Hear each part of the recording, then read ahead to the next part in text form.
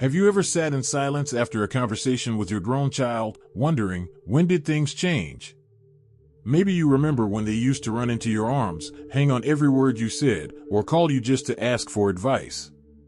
But now, they roll their eyes, interrupt you, or act like your opinions don't matter.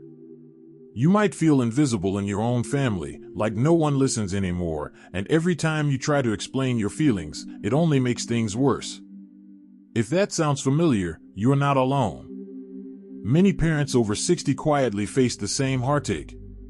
They raised their children with love, sacrifice, and wisdom, yet somewhere along the way, the warmth turned into tension, and respect seemed to fade. It's one of the most painful experiences a parent can have, especially after giving your whole life to your family. But here's the truth: arguing, explaining, or demanding respect rarely brings it back. In fact, it often pushes it further away.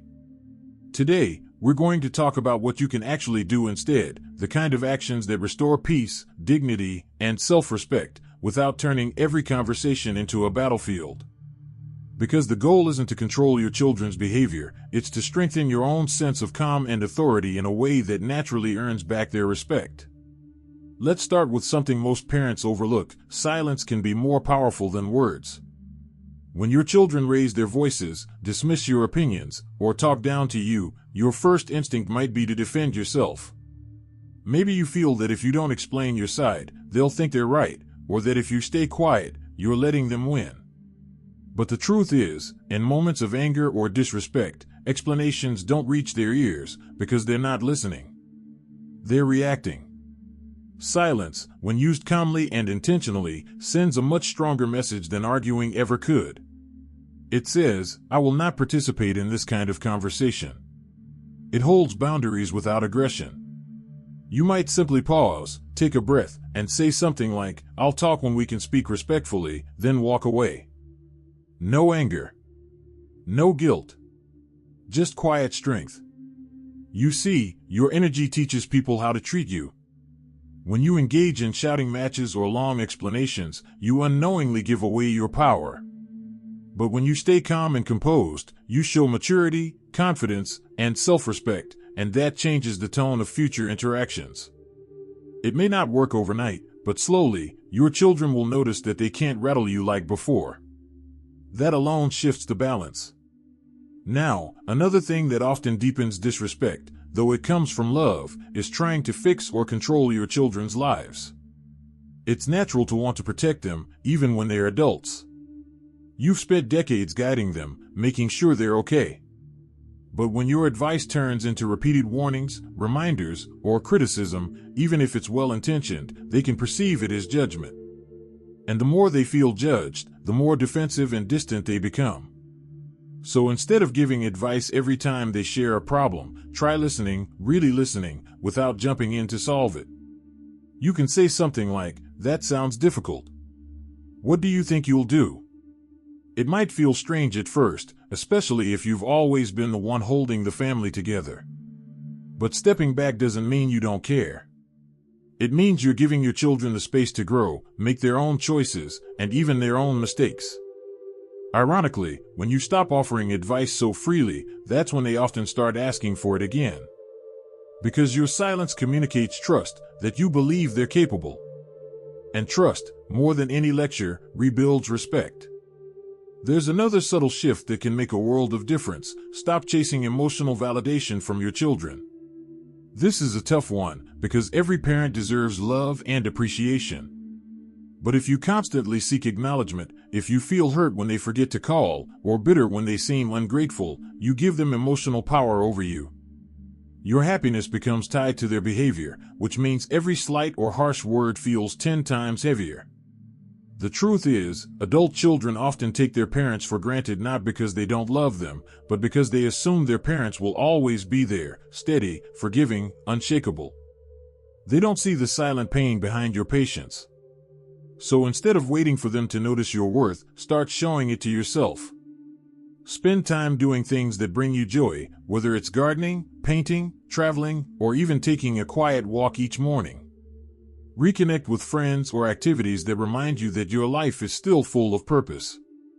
When your children see that you are content and confident, not needy, not hurt, not waiting, they begin to look at you differently. They see strength instead of sadness, independence instead of expectation. And that shift earns a deeper, more genuine form of respect. Another thing that helps tremendously is focusing on tone rather than words. As we age, it's easy to feel like our children talk to us as if we're fragile or out of touch, and sometimes they do. But often, they're mirroring the tone we unconsciously use with them. When we sound critical, worried, or disappointed, they react like teenagers again. So before speaking, take a breath. Soften your tone. Speak calmly, not as someone demanding respect, but as someone who already has it. You can express your feelings without scolding or guilt. Instead of saying, "You never listen to me anymore," you might say, "I miss when we used to talk openly. I'd love to have that again." It's amazing how different that sounds, and how differently it lands. Because ultimately, respect isn't built through power, it's built through emotional maturity. When your children see you handling conflict with grace, confidence, and calmness, it inspires them to rise to your level. Even if they don't admit it out loud, they feel it. And that's the beautiful part. When you change the energy you bring into the relationship, everything else slowly changes too. If you're still watching and feel that these insights are meaningful, please type number 2 in the comments to let me know you're still with me. And if you haven't subscribed yet, I warmly invite you to do so, and don't forget to turn on the bell, so you won't miss any of our upcoming videos designed to uplift, inform, and inspire. Your support truly means a lot. It's what keeps us going and allows us to continue sharing thoughtful, helpful content just for you. Now, let's continue this journey together. Now, once you've learned to stay calm and stop reacting to every disrespectful word, the next step is setting boundaries, not as a punishment, but as a way to protect your peace. Because peace isn't something your children can give you, it's something you create for yourself. And boundaries are simply how you teach others what's acceptable and what isn't. The truth is, many parents never set boundaries with their adult children because they confuse boundaries with rejection. They think, if I say no, they'll think I don't care, or if I stop helping, they'll stop visiting. But real love has limits, and that's what makes it healthy. Without limits, relationships turn into resentment. Think about it. Have you ever found yourself agreeing to something you didn't want to do, just to keep the peace? Maybe it was lending money you couldn't really spare, babysitting even when you were exhausted, or staying silent while your child spoke to you harshly. In those moments, you might feel like you're choosing love over conflict, but deep down, you're teaching them that your feelings don't matter. And the more you ignore your needs, the more they ignore them too.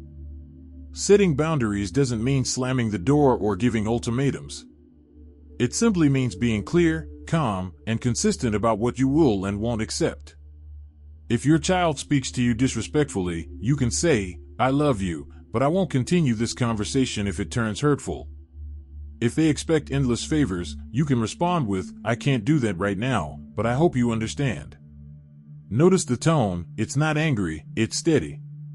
Boundaries lose their power when they're shouted, but they gain strength when they're spoken with quiet confidence. And here's the key. You have to enforce your boundaries, not just declare them. If you say you won't tolerate being yelled at, but then continue to engage in arguments, your words lose meaning. But when you calmly walk away, turn off the phone, or step outside, you're showing that you mean what you say. Over time, this consistency earns you respect in ways that lectures never could. Another powerful step in rebuilding respect is to shift from seeking understanding to giving understanding. Often, when our children treat us poorly, our instinct is to make them see how much they're hurting us. We want them to understand our sacrifices, our pain, our feelings. And that's completely human. But the truth is, people are rarely open to understanding you when they feel misunderstood themselves. Sometimes disrespect isn't really about you at all, it's about what's happening inside them. They might be stressed, insecure, or carrying resentment from the past. Maybe they feel judged, or maybe they're struggling with guilt they don't know how to express. When you meet that energy with anger or hurt, it deepens the divide. But when you meet it with calm curiosity, you create space for connection. Instead of saying, "You never respect me anymore," you might say, I can tell something's bothering you. Do you want to talk about it? That one question can completely change the dynamic. It takes the conversation from confrontation to compassion. And compassion doesn't mean you excuse their behavior, it means you're choosing to rise above it. This kind of emotional maturity takes strength, especially when you're the one being disrespected. But think of it this way, every time you respond with calmness instead of anger, you're breaking a cycle. You're teaching your children, even as adults, what true emotional control looks like. You're modeling the kind of behavior they may not even realize they need to learn. Now, let's talk about another hidden reason many older parents struggle with disrespect: the shift in roles. When children grow up, they often start seeing themselves as equals or even as caretakers. They begin making decisions for their parents, about money, health, living arrangements, sometimes without asking. And while that may come from concern, it can feel condescending or even humiliating when they talk to you as if you can't manage your own life. This role reversal can quietly erode respect if you don't address it early. The key here is to remind them, gently but firmly, that while you appreciate their help, you're still capable of making your own choices. You might say, "I value your opinion, but I'll make the final decision on this," or "I know you're trying to help, but please let me handle it my way." These phrases aren't confrontational, they're assertive. They remind your children that you're not helpless or fragile. At the same time, it's okay to accept genuine help when you need it. Independence doesn't mean isolation. The balance lies in asking for support, not surrendering control. When your children see that you're open but still confident in your own decisions, it restores a sense of equality, and equality is where respect grows. Let's also address something a lot of parents silently struggle with: guilt. Many older parents feel guilty about things that happened long ago. Maybe you weren't always patient, maybe you worked too much, or maybe you made choices your children didn't understand. But carrying that guilt into the present gives it power over your relationships.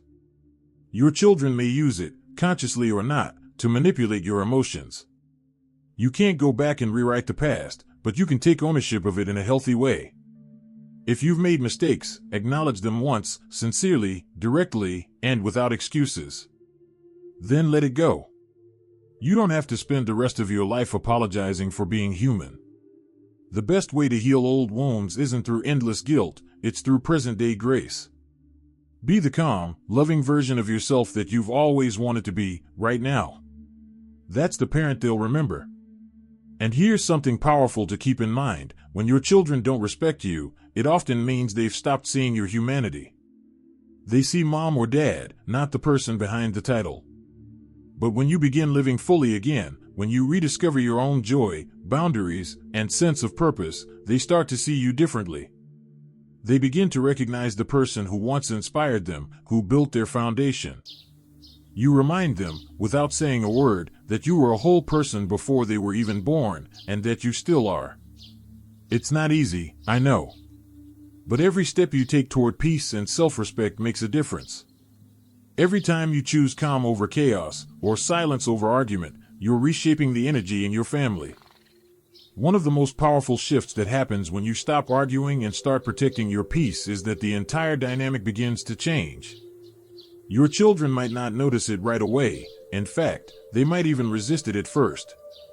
But over time, when you consistently show calm strength instead of frustration, they begin to feel something different in your presence. They may not always admit it, but they start to see you again, not just as the parent who raised them, but as a person who commands quiet respect simply by being centered and sure of themselves. But there's another layer to this, and it's one that often goes unspoken: forgiveness. Not necessarily forgiving your children for what they've said or done, at least, not right away. Forgiveness, in this context, is more about freeing yourself from the heavy emotions that keep you trapped in pain. When you hold on to resentment, it eats away at your joy. It makes every conversation feel like walking on broken glass. Letting go doesn't mean you're saying what they did was okay. It means you're choosing to stop letting it define your peace. You can say to yourself, "I release this for my own sake, not because they deserve it, but because I deserve peace." That's where true healing begins. And sometimes, healing requires creating emotional distance, even from your own children. That can feel like the hardest decision in the world, but sometimes stepping back is the only way for them to step up. When you stop chasing, stop trying to fix the relationship, you give space for reflection, both theirs and yours. It's like when you stop talking during an argument, the silence forces people to face their own behavior. The same is true for family. Sometimes, the only way your children will learn respect is when they feel the quiet absence of your constant presence. While you're giving them that space, focus on rebuilding the parts of yourself that might have been neglected. Many parents, especially those over 60, have spent their whole lives caring for everyone else, their children, their spouses, even their grandchildren, and have forgotten who they are outside of those roles. But you are not just a parent, you are a whole person, full of wisdom, experience, and potential. You have dreams that are still waiting, friendships that can still grow, and passions that can still light up your days. Respect starts inside you. When you respect yourself, your time, your boundaries, your needs, other people learn to mirror that. So start small. Do things that make you feel alive again. Go on that trip you've been putting off. Try that hobby you always thought about but never had time for. Reconnect with old friends, or make new ones. You'll be surprised at how much your confidence and happiness begin to shift when you start putting energy back into your own life. As your energy changes, your children will sense it. They'll notice that you no longer react the way you used to. You're calmer. You smile more. You carry yourself differently. And that's when they start coming around, not because you demanded respect, but because you embodied it.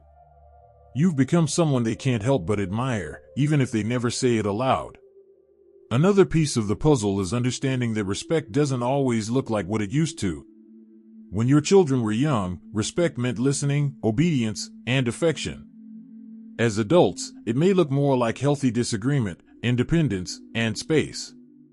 That's hard to accept sometimes, because you may miss the closeness that once existed. But if you can adjust your expectations and embrace the new kind of relationship, one based on mutual understanding instead of authority, you'll find peace where there used to be pain. When your children speak to you with impatience or indifference, remind yourself, their tone does not define your worth. You don't need their validation to feel valuable. You have already proven your strength through decades of love, sacrifice, and perseverance. You've lived long enough to know that life has seasons, and this, too, is just another season. It may be stormy now, but no storm lasts forever. And here's something else worth remembering. Your children are watching how you handle this. They may not admit it, but they're learning from you even now. The grace, patience, and dignity you show in these moments will one day become the same qualities they draw upon when life humbles them. You're still teaching them, even without words. If you ever feel tempted to argue again, to shout, to defend, to demand, pause and take a deep breath. Ask yourself, what am I really trying to get out of this? Most of the time, what you truly want isn't to win, it's to feel seen and valued. But that validation doesn't have to come from them anymore. It can come from within, from knowing that you handled yourself with grace when it would have been easier to lash out. There's immense power in that. And over time, that quiet strength changes everything. Maybe your children will soften. Maybe they won't, at least not right away. But either way, you will find peace. You'll stop walking on eggshells, stop waiting for apologies that may never come, and instead start living with confidence and calm. And that's the real victory, not getting them to change, but reclaiming your own happiness regardless of how they behave. Because here's the truth, when you stop trying to make others respect you and start respecting yourself, the world shifts in your favor. The tension fades. The energy changes. People, even your children, begin to respond differently. It might take time, but it happens. So, if your children don't respect you right now, don't argue. Don't plead. Don't chase. Stand tall in your peace. Speak softly, live fully, and show them through your actions that your worth was never theirs to give, and therefore, it can never be taken away. You've spent your whole life teaching them lessons. Maybe this is the most important one yet, that real strength is quiet, and real respect begins with self-respect. If this message resonates with you, I hope you'll share your thoughts in the comments below. Tell me your story, or share how you've learned to find peace in your relationships. And if you found this video helpful, give it a like and subscribe, because we talk here about what really matters, living with dignity, peace, and purpose at any age. Here's to you, calm, strong, and respected, not because you argued for it, but because you became it.